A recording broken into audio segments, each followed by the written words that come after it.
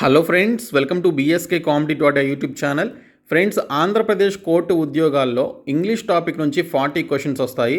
ఇందులో మనకి 6 క్వశ్చన్స్ వచ్చేటువంటి పర్టికులర్ టాపిక్కి సంబంధించిన కంప్లీట్ ఎక్స్ప్లెనేషన్ ఈ వీడియోలో చెప్తాను. వీడియో చూస్తున్న ప్రతి ఒక్కరూ వీడియోని లైక్ చేసి ఛానల్ని సపోర్ట్ చేయండి. చాలామంది వీడియోస్ చూస్తున్నారు కానీ లైక్ చేయట్లేదు. మీరు ఇచ్చేటువంటి ఒక చిన్న లైక్ చాలా ఎంకరేజింగ్ అండ్ మోటివేటింగ్గా ఉంటుంది. కాబట్టి లైక్ చేసి మీ ఫ్రెండ్స్కి అయితే షేర్ చేయండి. ఫస్ట్ టైం మన ఛానల్ని విజిట్ చేస్తే సబ్స్క్రైబ్ చేసుకొని బెల్ సింబల్ని యాక్టివేట్ చేసుకోండి. అలాగే మన ఛానల్కి సంబంధించిన టెలిగ్రామ్ గ్రూప్ లింక్ని డిస్క్రిప్షన్లో ప్రొవైడ్ చేస్తాను. సో జాయిన్ అవ్వండి. ఫ్రెండ్స్, మనకి ఆంధ్రప్రదేశ్ కోర్టు ఎగ్జామినేషన్స్కి సంబంధించిన ఇంగ్లీష్ టాపిక్ నుంచి టోటల్ 40 క్వశ్చన్స్ వస్తే అందులో మనకి 6 క్వశ్చన్స్ 1 వర్డ్ సబ్స్టిట్యూషన్స్ నుంచి అడుగుతున్నారు. ప్రీవియస్ క్వశ్చన్ పేపర్స్ని బేస్ చేసుకొని చెప్తున్నాను. సో ఇది చాలా మంచి టాపిక్, మీరు ఈజీగా స్కోర్ చేసుకోగలిగేటువంటి టాపిక్. అయితే ఇంగ్లీష్లో చాలామందికి మంచిగా నాలెడ్జ్ లేకపోవడం వల్ల, గ్రామర్ రూల్స్ తెలియకపోవడం వల్ల ఇంగ్లీష్లోనే మీరు ఎక్కువ మార్కులు అయితే కోల్పోతారు. సో మీరు ఎప్పుడైతే ఇంగ్లీష్లో మంచి పట్టు సాధిస్తారో ఈ కోర్టు ఉద్యోగాలను మీరు ఈజీగా క్రాక్ చేయగలుగుతారు. ఇందులో మంచి స్కోర్ చేస్తే చాలు, మీకు మంచి మార్కులు వస్తాయి. అప్పుడు మీకు జాబ్ వచ్చే అవకాశం కూడా ఉంటుంది. సో నేను మీకు ఈ 1 వర్డ్ సబ్స్టిట్యూషన్స్కి సంబంధించినటువంటి కంప్లీట్ ఎక్స్ప్లెనేషన్ ఈ వీడియోలో చెప్తాను. వీడియో చూస్తున్న ప్రతి ఒక్కరు కూడా వీడియోని లైక్ చేయండి. మీకు యూజ్ అయ్యే కంటెంట్ని ప్రిపేర్ చేయడానికి it will take lot of time అండి. కాబట్టి ఒక 1000 లైక్స్ అయితే ఎక్స్పెక్ట్ చేస్తున్నాను. ప్రతి ఒక్కరూ లైక్ చేసి ఈ వీడియోని మీ ఫ్రెండ్స్కి అయితే షేర్ చేసే ప్రయత్నం చేయండి, వారికి కూడా యూజ్ అవుతుంది. సో ఈ 1 వర్డ్ సబ్స్టిట్యూషన్స్లో ఫస్ట్ వన్ వచ్చేసి action that is likely to make people very angry అని చెప్పేసి ఇక్కడ ఒక క్వశ్చన్ అడిగారు. ఈ క్వశ్చన్కి సూట్ అయ్యేటువంటి 1 వర్డ్ ఏంటని చెప్పేసి ఇక్కడ మనల్ని అడగడం జరిగింది. సో పర్టికులర్ పర్సన్స్ని కానీ, కొంతమంది వ్యక్తుల్ని కానీ, లేదా ఒక వ్యక్తిని కానీ కోప్పడేలాగా, కోపోద్రిక్తుడయ్యేలాగా చేయడాన్ని ఏమంటారు, అలాంటి యాక్షన్ని ఏమంటారు అని చెప్పేసి అడిగారు. సో ఇక్కడ మనకి ఇచ్చినటువంటి ఆప్షన్స్లో ఇన్ఫ్లేషనరీ అంటే ద్రవ్యోల్బణం అని చెప్పేసి అర్థం వస్తుంది. ఇది మన ఆర్థిక వ్యవస్థకి సంబంధించి మాట్లాడేటప్పుడు యూజ్ చేసేటువంటి వాడు. ఇన్ఫ్లేషనరీ అంటే ద్రవ్యోల్బణం. ఇన్ఫ్లామబుల్ అంటే మంట మండించడం లేదా మంట అని చెప్పేసి వస్తుంది. ఇంకా కమెన్సురబుల్ అంటే ప్రారంభించదగినది లేదా ప్రారంభించబడినది అనేటువంటి మీనింగ్ వస్తుంది. సో కమెన్స్ ఫ్రమ్ అంటారు.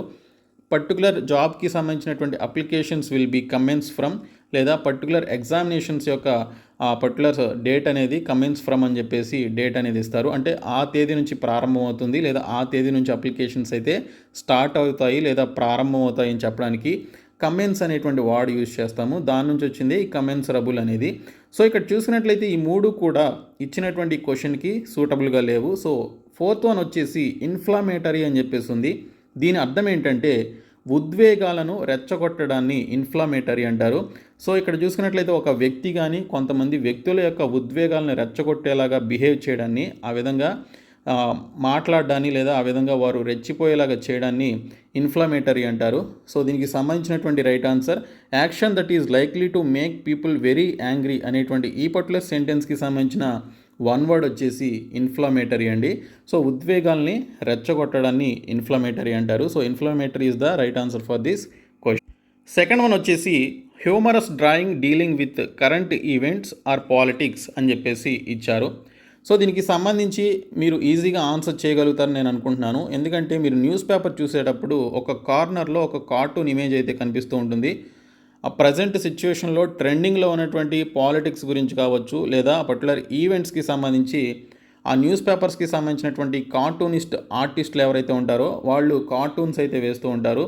సో దానికి సంబంధించి అడిగినటువంటి క్వశ్చన్ ఏది, humorous drawing dealing with current events or politics. మనం నవ్వుకునే విధంగా, కొంచెం కామెడీగా, ఫన్గా ఉండే విధంగా కార్టూన్స్ అయితే వేస్తూ ఉంటారు న్యూస్ పేపర్స్లో ఒక కార్నర్లో. సో అలా చేసేదాన్ని ఏమంటారు అని చెప్పేసి అడిగారు. స్కిట్ కాదు, ఇల్లుస్ట్రేషన్ కాదు, స్కెచ్ కాదు, కార్టూన్ అండి. సో ఆప్షన్ సి కార్టూన్ అనేది దీనికి సంబంధించిన రైట్ ఆన్సర్. థర్డ్ క్వశ్చన్ వచ్చేసి చాలా important question, act of mercy killing. ఇక్కడ మెర్సీ అంటే దయ, కరుణ అని చెప్పేసి మనకి మీనింగ్ అయితే వస్తుంది. సో ఇక్కడ యాక్ట్ ఆఫ్ మెర్సీ కిల్లింగ్, కొంతమంది పేషెంట్స్ ఎవరైతే ఉంటారో చాలా సంవత్సరాల పాటు బెడ్ రిడెన్ అయిపోయి వాళ్ళు ఏమీ చేయలేని స్థితిలో ఉండి వారికి ఎవరు లేరు, లేదా వారు చనిపోవాలనుకుంటున్నారని చెప్పేసి అనుకున్నా, లేదా వారిని దయతో వాళ్ళ మీద కరుణ చూపి చంపేద్దాం, వాళ్ళు బతుకున్నా కూడా అంతగా యూజ్ ఉండదు అనేటువంటి సిచ్యువేషన్లో ఈ పర్టికులర్ సెంటెన్స్ని వాడతారు. యాక్ట్ ఆఫ్ మెర్సీ కిల్లింగ్ అంటారు. దయతో, కరుణతో చంపేసేటువంటి ఈ పర్టికులర్ యాక్ట్ని ఏమంటారు అని చెప్పేసి ఇక్కడ మనకి ఒక వన్ వర్డ్కి సంబంధించిన క్వశ్చన్ అయితే అడిగారు. సో ఇక్కడ సూసైడ్ వచ్చేసి జీవితం మీద విరక్తి చెందినప్పుడు వాళ్ళంతటికి వాళ్ళు తీసుకునేటువంటి నిర్ణయాన్ని సూసైడ్ అంటారు. ఇక్కడ ఇమ్మోలేషన్ అంటే త్యాగం చేయడం అనమాట. ఓకే, సో త్యాగం చేయడం, అంతేగాని ఒక దయతో కరుణతో చేసేది కాదు ఇది. తర్వాత యాస్ఫిక్సియేషన్ అంటే శ్వాస ఆడకపోవడాన్ని యాస్ఫిక్సియేషన్ అంటారు. సో ఇది న్యాచురల్గా నార్మల్గా జరిగేటువంటి సిచ్యువేషన్ ఇది. కానీ ఇక్కడ యూతనేషియా అంటే చూసినట్లయితే సానుభూతితో చంపడాన్ని దీనికి సంబంధించి యూతనేషియా అంటారు. సో ఈ యూతనేషియా అనేటువంటి ఈ పదం ఇచ్చినటువంటి క్వశ్చన్కి సూటబుల్గా ఉంటుంది. యాక్ట్ ఆఫ్ మెర్సీ కిల్లింగ్, సానుభూతితో చంపడాన్ని ఏమంటారు, లేదా దయతో కరుణతో చంపడాన్ని ఏమంటారు అని చెప్పేసి అడిగారు. సో ఇక్కడ యూతనేషియా అనేది కరెక్ట్ ఆన్సర్ అండి. సో యూతనేషియా అంటే సానుభూతితో చంపడం. ఫోర్త్ క్వశ్చన్ వచ్చేసి bear minimum needed for survival అని చెప్పేసి ఒక క్వశ్చన్ అయితే అడిగారండి. అంటే బ్రతకడానికి కావాల్సినటువంటి కనీస అవసరాన్ని ఏమంటారు, కనీస సౌకర్యాన్ని ఏమంటారు అని చెప్పేసి అడిగారు. సో దీనికి సంబంధించినటువంటి రైట్ ఆన్సర్ వచ్చేసి మనకి ఇక్కడ సబ్సిస్టెన్స్ అండి. Subsistence, option B right answer. జీవనాధారం అంటారు. సబ్సిస్టెన్స్ అంటే జీవనాధారం అని చెప్పేసి అర్థం. అలాగే సస్టెనెన్స్ అంటే పోషక పదార్థం అని చెప్పేసి అర్థం వస్తుంది. సస్టెనెన్స్ అంటే పోషక పదార్థం. సస్టైనబుల్ అంటే స్థిరమైన. ఓకే, సస్టైనబుల్ డెవలప్మెంట్ అనేటువంటి వర్డ్స్ మనం వింటూ ఉంటాము. సో ఒక స్థిరమైనటువంటి అభివృద్ధి అనేటువంటి మీనింగ్ వస్తుంది. ఇక్కడ సస్టైనబుల్ అంటే స్థిరమైన అని చెప్పేసి అర్థం. అదే మనకి ఇక్కడ సప్లిమెంట్ అంటే అనుబంధంగా చేర్చడం, కొంత యాడ్ చేయడాన్ని సప్లిమెంట్ అంటారు. సో ఇక్కడ మనకి ఇచ్చినటువంటి క్వశ్చన్కి bear minimum needed for survival, so బ్రతకడానికి కావాల్సినటువంటి ఒక కనీస అవసరాన్ని ఏమంటారు అంటే సబ్సిస్టెన్స్ అని చెప్పేసి అంటారు. దీన్ని జీవనాధారం అని చెప్పేసి అంటారు. సో ఈ ఫోర్త్ క్వశ్చన్కి రైట్ ఆన్సర్ వచ్చేసి ఆప్షన్ బి అండి. ఫిఫ్త్ క్వశ్చన్ వచ్చేసి people who belong to the same country అని చెప్పేసి ఇచ్చారు. సో ఇక్కడ చూసుకున్నట్లయితే ఆప్షన్స్లో ప్యాట్రైట్స్ అని చెప్పేసి ఉంది. ప్యాట్రైట్స్ అంటే దేశభక్తుల్ని ప్యాట్రైట్స్ అంటారని మీకు తెలుసు. నేటివ్స్ అంటేనేమో స్థానికులు అనేటువంటి మీనింగ్ వస్తుంది. కానీ ఈ క్వశ్చన్కి సరైనటువంటి సమాధానం అయితే కాదు. So people who belong to the same country అని చెప్పాలి అంటే కాంపాట్రాయిడ్స్ అని చెప్పేసి అంటారు. కాంపాట్రాయిడ్స్ అంటే స్వదేశీయులు అనేటువంటి మీనింగ్ వస్తుందన్నమాట. సో ఒకరు లేదా ఎక్కువ మంది స్వదేశీయులు, సో దీనికి సంబంధించి ఒకే కంట్రీకి సంబంధించినటువంటి వారు ఉంటే వారిని ఏమంటారు అంటే కాంపాట్రాయిడ్స్ అని చెప్పేసి అంటారు. So people who belong to the same country అని చెప్పేసి క్వశ్చన్ అడిగినప్పుడు సో దీనికి సంబంధించి మీరు పెట్టాల్సినటువంటి ఆన్సర్ వచ్చేసి కాంపాట్రాయిడ్స్ అనేది రైట్ ఆన్సర్ అండి. ఇంకా కామ్రేడ్స్ అంటే మీకు తెలుసు కదా. సిక్స్త్ క్వశ్చన్ వచ్చేసి యాన్ అన్ఎడ్యుకేటెడ్ పర్సన్ అని చెప్పేసి క్వశ్చన్ అయితే అడిగారు. సో దీనికి సంబంధించి మీరు ఈజీగా ఆన్సర్ చేయగలుగుతారు. ఇందులో మనకి ఇల్లిటరేట్ అని చెప్పేసి ఉంది. సో ఇల్లిటరేట్ అనేది దీనికి సంబంధించిన రైట్ ఆన్సర్. బట్ ఇక్కడ అన్ఎడ్యుకేటెడ్ పర్సన్కి సంబంధించి ఇక్కడ క్లౌన్ అని చెప్పేసి కూడా ఇవ్వడం జరిగింది. క్లౌన్ అంటే ఇక్కడ మనకి హాస్యగాడు అనేటువంటి మీనింగ్ వస్తుంది. సో హాస్యగాడు అంటే ఇక్కడ క్లౌన్గా చెప్పుకోవచ్చు. జోకర్ కూడా సేమ్ అదే మీనింగ్ అయితే వస్తుంది. ఇన్స్ట్రక్టర్ అంటే కొన్ని ఇన్స్ట్రక్షన్స్ ఇచ్చేటువంటి వాడిని ఇన్స్ట్రక్టర్ అంటారు. సో వీళ్ళు లిటరేట్ కొంచెం చదువుకున్నటువంటి వాళ్ళ కిందకు వస్తారు కాబట్టి ఇది ఈ పర్టికులర్ క్వశ్చన్కి సూట్ అయితే అవ్వదు. సో ఇక్కడ మనకి యాన్ అన్ఎడ్యుకేటెడ్ పర్సన్ అనేటువంటి ఈ పర్టికులర్ సెంటెన్స్కి సంబంధించిన వన్ వర్డ్ వచ్చేసి ఇల్లిటరేట్ అనేది రైట్ ఆన్సర్ అండి. సెవెంత్ క్వశ్చన్ వచ్చేసి ఏ పర్సన్ లెర్నింగ్ ఏ ట్రేడ్ అండర్ సమ్వన్ అని చెప్పేసి ఇచ్చారు. మీరు క్వశ్చన్ని జాగ్రత్తగా అర్థం చేసుకోండి. ఏ పర్సన్ లెర్నింగ్ అంటే నేర్చుకునే వాళ్ళని ఏమంటారు. సో మనకి రీసెంట్గా రైల్వేలో కావచ్చు ఇతర డిపార్ట్మెంట్లలో అప్రెంటిస్షిప్కి సంబంధించినటువంటి పోస్టులు పడుతూ ఉంటాయి. వాళ్ళకి 1 year లేదా మ్యాక్సిమం 2 years పాటు ట్రైనింగ్ ఇస్తారు. ఆ ట్రైనింగ్లో వీళ్ళకి ఏం నేర్పుతారు అంటే అందులో ఉండేటువంటి రైల్వేలో ఉండేటువంటి వర్క్ అంతా కూడా వీరికి నేర్పించడం జరుగుతుంది. ఆ ట్రైనింగ్ కంప్లీట్ అయిన తర్వాత వారికి ఒక సర్టిఫికేట్ ఇచ్చి బయటికి పంపించేస్తారు. ట్రైనింగ్ పీరియడ్లో నెలకు 8,000 నుంచి 10,000 రూపాయలు స్టైఫండ్ అనేది ఇవ్వడం జరుగుతుంది. సో వీళ్ళు ఏం చేస్తారు, అప్రెంటిస్టులు పర్టికులర్ పర్సన్స్ కింద ఒక అథారిటీ కింద లెర్నింగ్ చేస్తారు, నేర్చుకుంటారు. సో దీనికి సంబంధించిన రైట్ ఆన్సర్ ఏంటి, ఏ పర్సన్ లెర్నింగ్ ఏ ట్రేడ్ అండర్ సమ్వన్ అని చెప్పేసి ఇచ్చారు కదా. సో దీనికి సంబంధించిన రైట్ ఆన్సర్ అప్రెంటిస్లు అండి. క్లర్కులు నేర్చుకోరు, ఆల్రెడీ దీనికి సంబంధించి వాళ్ళు కొంత స్కిల్స్ తోటే వస్తారు. అండ్ సెక్రటరీ అసిస్టెంట్ వీళ్ళు ఎవరు కూడా నేర్చుకోరు. సో ఉన్నటువంటి వర్క్ని చేస్తారు వాళ్ళు. సో మరి నేర్చుకునేది ఎవరు అంటే అప్రెంటిస్లు. సో దీనికి సంబంధించిన రైట్ ఆన్సర్ అప్రెంటిస్లు అండి. 8th క్వశ్చన్ వచ్చేసి దట్ విచ్ ఈజ్ అన్లాఫుల్ అన్నారు. అంటే ఇక్కడ చూసుకున్నట్లయితే అక్రమంగా ఉండేదాన్ని లేదా అన్యాయంగా ఉండేదాన్ని ఏమంటారు అని చెప్పేసి అడిగారు. సో ఇక్కడ లీగల్ అనేది వస్తుందా, రాదు. కోర్ట్ అంటే ఏంటి, అక్రమంగా అన్యాయంగా ఉండేదానికి తీర్పు ఇచ్చేటువంటిది. సో దీనికి సంబంధం లేదు. బెయిల్ అంటే ఏంటి, ఎవరికైనా కేసు పడి వారి మీద కేసు వచ్చి వాళ్ళు జైలుకి వెళ్ళినప్పుడు బెయిల్ మీద బయటకు వస్తారు. సో దీనికి కూడా సంబంధం లేదు. మరి ఇక్కడ ఇల్లిసిట్ అంటే మీనింగ్ ఏంటంటే అక్రమం అనేటువంటి మీనింగ్ వస్తుంది. మరి లిసిట్ అంటేనేమో ఇక్కడ లీగల్ అనేటువంటి, అలాగే లాఫుల్ అనేటువంటి మీనింగ్ వస్తుంది లిసిట్ అంటే. మరి ఇల్లిసిట్ అంటే అక్రమం అనేటువంటి మీనింగ్ వస్తుంది. అన్లాఫుల్ అనేటువంటి మీనింగ్కి ఈక్వల్గా ఉంటుంది. కాబట్టి ఈ particular that which is unlawful అనేటువంటి ఈ పర్టికులర్ వన్ వర్డ్ సెంటెన్స్కి సంబంధించిన ఆన్సర్ వచ్చేసి ఇల్లిసిట్ అనేటువంటి ఈ పర్టికులర్ ఆప్షన్ రైట్ ఆన్సర్గా చెప్పాలి. 9th క్వశ్చన్ వచ్చేసి made or done without previous preparation. Okay, so ఇంతకుముందు ఒక ఫ్యూ మినిట్స్ ముందు కూడా ఎటువంటి ప్రిపరేషన్ లేకుండా ఇమీడియట్గా చేయడాన్ని ఏమంటారు, ఇమీడియట్గా ఆ విధంగా బిహేవ్ చేయడాన్ని ఏమంటారు అని చెప్పేసి అడిగారు. సో దీనికి సంబంధించినటువంటి రైట్ ఆన్సర్ వచ్చేసి ఇంప్రాంప్చు అండి. ఇంప్రాంప్చు అంటే ఇప్పుడు కొంతమంది స్పాంటేనియస్గా బిహేవ్ చేస్తూ ఉంటారు, అంతకుముందు ఏమీ ప్రిపేర్ అవ్వరు, ఏదైనా అడిగినా ఏదైనా చెప్పినా కూడా ఇమ్మీడియట్గా అప్పటికప్పుడు మాట్లాడడం కానీ చేయడం కానీ చెప్పడం లాంటివి చేస్తారు. సో అలాంటి వారిని ఇంప్రాంప్చుగా పోలుస్తారనమాట. సో ఇంప్రాంప్చు అంటే the person who behaves immediately in a spontaneous way అని చెప్పుకోవచ్చు. So made or done without previous preparation అనేటువంటి ఈ పర్టికులర్ క్వశ్చన్కి రైట్ వన్ వర్డ్ వచ్చేసి ఇంప్రాంప్చు అండి. ఇమ్మీడియట్ అంటే వెంటనే చేయడం, ప్రాంప్ట్ అన్న కూడా వెంటనే చేయడం అనేటువంటి మీనింగ్ వస్తుంది. అర్జెంట్ అంటే కూడా వెంటనే చేయడం అనమాట. బట్ ఇంప్రాంప్చు అంటేనేమో ఎటువంటి ప్రిపరేషన్ లేకుండా అప్పటికప్పుడు స్పాంటేనియస్గా బిహేవ్ చేయడాన్ని ఇంప్రాంప్చు అంటారు. 10th క్వశ్చన్ వచ్చేసి ఈ క్వశ్చన్కి మీరు కూడా ఆన్సర్ చేయగలుగుతారు. A house where children with no parent are taken care of. So ఎటువంటి తల్లిదండ్రులు లేనటువంటి పిల్లలు ఉండేటువంటి ప్లేస్ని ఏమంటారు, లేదా ఆ హౌస్ని ఏమంటారు అంటే ఆర్ఫనేజ్ అంటారు. సో ఈజీగా చెప్పవచ్చు.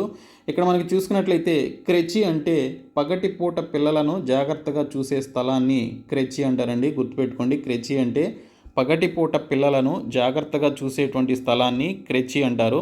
ఇంకా హాస్పిటల్, నర్సరీ అంటే మీకు తెలుసు. బట్ ఇక్కడ ఆర్ఫనేజ్ అంటే ఒక పర్టికులర్ హౌస్లో ఎటువంటి పేరెంట్స్ లేనటువంటి పిల్లల్ని అక్కడ అనాథాశ్రమంలో ఉంచుతారు కదా, సో దీన్ని ఆర్ఫనేజ్ అంటారు కదా. సో అదే దీనికి సంబంధించినటువంటి క్వశ్చన్కి రైట్ వన్ వర్డ్ అండి. 11th క్వశ్చన్ వచ్చేసి those who pass through this gate without permission will be prosecuted అని చెప్పేసి ఒక క్వశ్చన్ అయితే ఉంది. సో కొంతమంది ఆ పర్టికులర్ ల్యాండ్ లేదా పర్టికులర్ హౌస్కి సంబంధించినటువంటి వారితో పర్మిషన్ లేకుండా వారి యొక్క ఓన్ ల్యాండ్లోకి పర్మిషన్ లేకుండా వెళ్ళేటువంటి వారిని ఏమంటారు అని చెప్పేసి అంటే రైట్ ఆన్సర్ వచ్చేసి ట్రెస్పాసర్స్ అంటారండి. ట్రెస్పాసెస్ అంటే వితౌట్ పర్మిషన్ ఒక పర్టికులర్ ఏరియాలోకి వెళ్ళడాన్ని ట్రెస్పాసెస్ అంటారనమాట. సో కల్ప్రిట్స్ అంటే నిందితులు అని, లేదా నిందించబడినటువంటి వారు అని చెప్పేసి వస్తుంది. అలాగే ఇక్కడ అబ్స్కాండర్స్ అంటేనేమో పరారీలో ఉన్నటువంటి వారిని అబ్స్కాండర్స్ అంటారు. కాబట్టి దీనికి సంబంధించినటువంటి రైట్ ఆన్సర్ మనకి ఇక్కడ ట్రెస్పాసెస్ అండి. సో వితౌట్ పర్మిషన్ మనం ఎప్పుడైనా ఏదైనా ఒక ల్యాండ్లో కానీ ఏదైనా ఏరియాలో కానీ ఒక పర్టికులర్ వారికి చెందినటువంటి ల్యాండ్లోకి వారి పర్మిషన్ లేకుండా వెళ్ళడాన్ని ట్రెస్పాసెస్ అని చెప్పేసి పిలుస్తారు. 12th క్వశ్చన్ వచ్చేసి change the appearance to deceive or to hide the identity అని చెప్పేసి ఇచ్చారండి.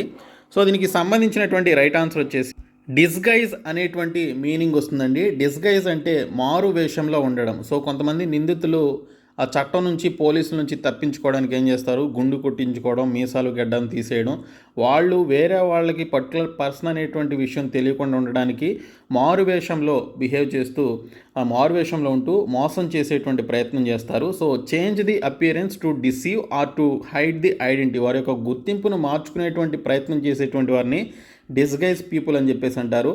డిస్గైజ్ అంటే మారువేషంలో ఉండడం. అలాగే ఇక్కడ డిసెంబుల్ అంటేనేమో విడతీయడం. ఇక్కడ మనకి కొన్ని ఫోన్స్ని మనకి ఏదైనా ప్రాబ్లం వచ్చినప్పుడు ఇస్తాం కదా, వాళ్ళు డిసెంబుల్ చేస్తారు. అసెంబుల్ అండ్ డిసెంబుల్ అంటారు కదా. సో అసెంబుల్ అంటేనేమో కలపడం, సో విడిపోయినటువంటి భాగాలని కలపడం. డిసెంబుల్ అంటేనేమో విడదీయడం. ఇంకా డూప్ అంటే మీకు తెలుసు, హీరోయిన్స్కి సినిమాల్లో డూప్లా ఉంటారు కదా, సో డూప్. సో డిస్ప్లే అంటేనేమో చూపించడం. కానీ ఇక్కడ డిస్గైజ్ అంటేనేమో మారు వేషంలో ఉండడం అనమాట. సో మన గుర్తింపు తెలియకుండా బిహేవ్ చేయడాన్ని డిస్గైజ్ అంటారు. 13th క్వశ్చన్ వచ్చేసి, సారీ ఇక్కడ బై మిస్టేక్ వేరే వర్డ్స్ పడి. సో ఇక్కడ చూసినట్లయితే a person who has under 100 years old. So 100 సంవత్సరాలు ఉన్నటువంటి పర్సన్ ఏమని పిలుస్తారు అని చెప్పేసి అడిగారు. సో చాలా ఇంపార్టెంట్ క్వశ్చన్ ఇది. సో దీనికి సంబంధించి చూసుకున్నట్లయితే ఇక్కడ సెంటెనేరియన్ అంటే 100 years, 100 సంవత్సరాలు జీవించినటువంటి వ్యక్తిని సెంటెనేరియన్ అంటారండి. సెంటెనేరియన్ అంటే 100 సంవత్సరాలు జీవించినటువంటి వ్యక్తిని సెంటెనేరియన్ అని చెప్పేసి పిలుస్తారు. అదే మరి సెప్టూజెనేరియన్ ఆప్షన్ ఏముంది కదా, సెప్టూజెనేరియన్ అంటేనేమో 70 నుంచి 79 సంవత్సరాల మధ్య ఉన్నటువంటి వారిని సెప్టూజెనేరియన్ అని చెప్పేసి పిలుస్తారు. అదే మనకి ఇక్కడ చూసుకున్నట్లయితే నోనాజెనేరియన్ అంటేనేమో ఇక్కడ చూసినట్లయితే 90 నుంచి 99 సంవత్సరాల మధ్య ఉన్నటువంటి వారిని నోనాజెనేరియన్ అని అంటారు. అదే మనకి ఇక్కడ ఆక్టాజెనేరియన్ అంటేనేమో 80 నుంచి 89 సంవత్సరాల మధ్య వయసు ఉన్నటువంటి వారిని ఆక్టాజెనేరియన్ అని చెప్పేసి పిలుస్తారు. So A person who has 100 years of age ఎవరికైతే కంప్లీట్ అవుతుందో వారిని సెంటెనేరియన్ అని చెప్పేసి పిలుస్తారు. అదే 90 to 100 ఇయర్స్ ఉంటేనేమో సో దీనికి సంబంధించి నోనాజెనేరియన్ అని చెప్పేసి పిలుస్తారు. 14th క్వశ్చన్ వచ్చేసి the science of the functioning and growth of society గురించి మాట్లాడుకునేదాన్ని ఏమంటారు? The science of the functioning and growth of society గురించి మాట్లాడుకోవడాన్ని ఇక్కడ చూసుకున్నట్లయితే సోషియాలజీ అని చెప్పేసి పిలుస్తారండి. So option C right answer. ఇక్కడ మరి ఆంథ్రపాలజీ అంటే మానవ శాస్త్రం అని చెప్పేసి అర్థం. ఫిలాసఫీ అంటేనేమో తత్వశాస్త్రం అని చెప్పేసి అర్థం వస్తుంది. సైకాలజీ అంటేనేమో మనోవిజ్ఞాన శాస్త్రం, ఒక మనిషి యొక్క మైండ్ సెట్ని అర్థం చేసుకోవడాన్ని లేదా మైండ్ సెట్ ఏ విధంగా పనిచేస్తుంది అనేటువంటి దానిపై చేసేటువంటి పర్టికులర్ స్టడీని మనోవిజ్ఞాన శాస్త్రం అంటారు. ఆంథ్రపాలజీ అంటేనేమో మానవ శాస్త్రం అనమాట. ఫిలాసఫీ అంటేనేమో తత్వశాస్త్రం. సోషియాలజీ అంటేనేమో సామాజిక శాస్త్రం. ఓకే, సో సామాజిక శాస్త్రాన్ని ఇక్కడ సోషియాలజీ అని చెప్పేసి పిలుస్తారు. సో ఈ 14th క్వశ్చన్కి రైట్ ఆన్సర్ వచ్చేసి sociology. The science of the functioning and growth of society గురించి చదివేటువంటి స్టడీని ఇక్కడ సోషియాలజీ అని చెప్పేసి పిలుస్తారు. ఇంకా 15th క్వశ్చన్ వచ్చేసి study of the interaction of people with their environment. Study of the interaction of people with their ఎన్విరాన్మెంట్ని ఇక్కడ చూసినట్లయితే ఎకాలజీ అంటారండి. స్టడీ ఆఫ్ ఎన్విరాన్మెంట్ అని చెప్పేసి కూడా పిలవచ్చు. సో ఎకాలజీ అనేది దీనికి సంబంధించిన రైట్ ఆన్సర్. ఎకాలజీ అంటే జీవావరణ శాస్త్రం. ఓకే, సో జీవావరణ శాస్త్రాన్ని study of interaction of people with their ఎన్విరాన్మెంట్గా చెప్పుకోవచ్చు. సైకాలజీ అంటే మనం ఇందాకే మాట్లాడుకున్నాం. సైకాలజీ అంటే మనకి ఇక్కడ మనోవిజ్ఞాన శాస్త్రం అని చెప్పేసి వస్తుంది. ఫిలాసఫీ అంటేనేమో తత్వశాస్త్రం అని చెప్పేసి వస్తుంది. జాగ్రఫీ అంటేనేమో ఒక భూమి యొక్క పరిస్థితుల గురించి, భూమిపైన ఉన్నటువంటి విషయాల గురించి తెలుసుకోవడాన్ని స్టడీ చేయడాన్ని జాగ్రఫీ అంటారు. ఫర్ ఎగ్జాంపుల్కి ఇండియన్ జాగ్రఫీ. 16th క్వశ్చన్ వచ్చేసి a list of explanations of rare technical or obsolete words. ఇక్కడ ఈ క్వశ్చన్కి సంబంధించి చూస్తే ఇక్కడ అబ్జలేట్ అనేటువంటి వర్డ్ యూజ్ చేశారు. ఇక్కడ అబ్జలేట్ అంటే మనకి ఇక్కడ మీనింగ్ వచ్చేసి వాడుకలో లేని పదాన్ని ఏమంటారు అని చెప్పేసి అడిగారు. ఇక్కడ అబ్జలేట్ అంటే మనకి వాడుకలో లేని అని చెప్పేసి అర్థమైతే వస్తుంది. సో ఇక్కడ చూసుకున్నట్లయితే a list of explanations of rare technical or obsolete వర్డ్స్ని ఏమని పిలుస్తారు అని చెప్పేసి మనకి ఇక్కడైతే అడిగారు. ఆన్సర్ వచ్చేసి లెక్సికాన్ అని చెప్పేసి పిలుస్తారు. ఇక్కడ మనకి అన్ని ఆప్షన్స్ కూడా సేమ్ ఒకే మీనింగ్ ఉంటాయండి. బట్ మీరు ఇక్కడ కరెక్ట్ అయినది ఏంటో మీరు గ్రహించాలి. డిక్షనరీ అంటే మనకి తెలుగులో నిఘంటువు అని అర్థం. గ్లాసరీ అంటే కూడా నిఘంటువు అని చెప్పేసి వస్తుంది. లెక్సికాన్ అంటే కూడా మనకి ఇక్కడ నిఘంటువుతో కూడినటువంటిది అని చెప్పేసి మీనింగ్ అయితే వస్తుంది. బట్ ఇక్కడ క్యాటలాగ్ వచ్చేసి జాబితా అని చెప్పేసి చెప్పుకోవచ్చు.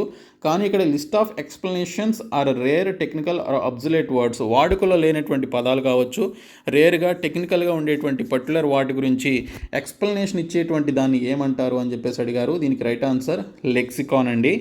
17th క్వశ్చన్ వచ్చేసి under ground place for storing wine or other provisions. దీన్ని ఏమంటారు అని చెప్పేసి అడిగారు. Under ground place for storing wine or other provisions is called as cellar అండి. సో సెల్లార్ అంటే మనకి ఇక్కడ భూగర్భ గది అని చెప్పుకోవచ్చు. సో భూమి లోపల ఒక గదిని నిర్మిస్తారు, లేదా ఇంటి క్రింద ఒక భూమి లోపల ఒక గదిని నిర్మిస్తారు. సో ఏదైనా వస్తువులు కానీ ఇలా వైన్ కానీ లేదా అదర్ ప్రొవిజన్స్ని స్టోర్ చేసుకోవడం కోసం నిర్మించడం జరుగుతుంది. దాన్ని సెల్లార్ అంటారు. గారేజ్ అంటేనేమో మోటార్ వెహికల్ షెడ్ని గారేజ్ అంటారు.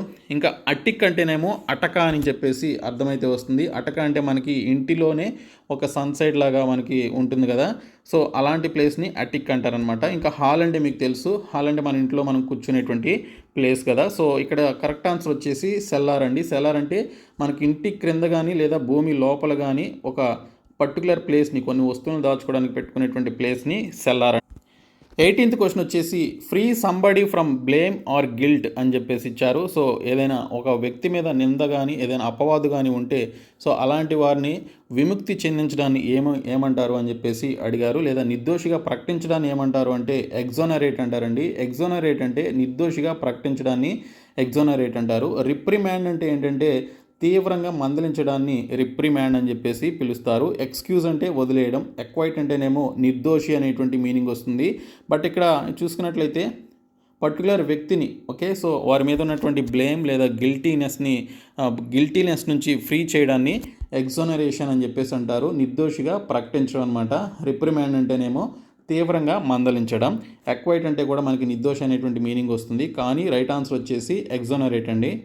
19th క్వశ్చన్ వచ్చేసి one who place for pleasure rather than as a profession అని చెప్పేసి క్వశ్చన్ అయితే ఇచ్చారు. ప్రొఫెషన్ అంటే వృత్తి అని అర్థం, ప్లెజర్ అంటేనేమో ఇష్టంతో చేసేది. సో ఇక్కడ చూసినట్లయితే ఒక పర్సన్ ప్రొఫెషన్లా కాకుండా ఇష్టంతో చేసేటువంటి పని ఏమంటారు అని చెప్పేసి ఇక్కడ మనకి క్వశ్చన్ అయితే అడిగారు. సో దీనికి సంబంధించినటువంటి రైట్ ఆన్సర్ వచ్చేసి అమెచ్యూర్ అండి. అమెచ్యూర్ అంటే అభిలాషి అని అర్థం. సో ఆ పర్టికులర్ పని మీద లేదా పర్టికులర్ ఆట మీద కావచ్చు, దేని మీద అయినా కూడా అభిలాషతో చేయడాన్ని, ఇష్టంతో చేయడాన్ని అమెచ్యూర్ అని చెప్పేసి అంటారు. ప్లేయర్ అంటే ఆడడం కదా, ఆడేవాడిని ప్లేయర్ అంటారు. పర్ఫార్మర్ అంటే పర్ఫామ్ చేసేటువంటి వ్యక్తిని పర్ఫార్మర్ అంటారు.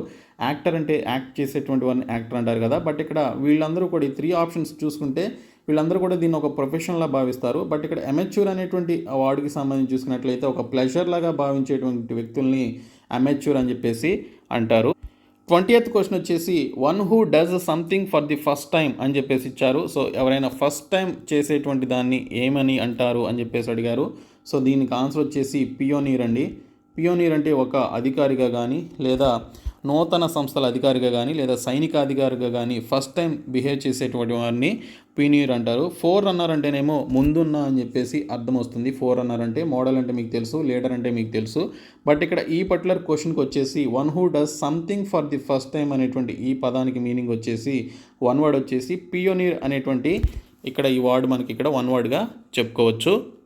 సో ఇవి మనకి వన్ వర్డ్కి సంబంధించిన ఇంపార్టెంట్ క్వశ్చన్స్లో ఒక 20 క్వశ్చన్స్ గురించి చెప్పడం జరిగింది. ఎక్కువ యాడ్ చేస్తే మనకి లెంగ్తీ అయిపోతుంది video. So you may get feel మీకు కొంచెం అనాయింగ్గా కావచ్చు, లేకపోతే ఇంత లెంగ్తీ ఉందని చెప్పేసి మీకు అనిపించవచ్చు. కాబట్టి అందుకోసం అని చెప్పేసి 20 క్వశ్చన్స్ యాడ్ చేశాను. ఇంకా మిగిలినటువంటి టాపిక్స్ కూడా నేను 1 by 1 ఖచ్చితంగా చేస్తాను. సో డైలీ ఫాలో అవ్వండి. సో ఈ వీడియోని మీ ఫ్రెండ్స్కి షేర్ చేయండి, మన ఛానల్ సబ్స్క్రైబ్ చేయండి. Thank you so much guys.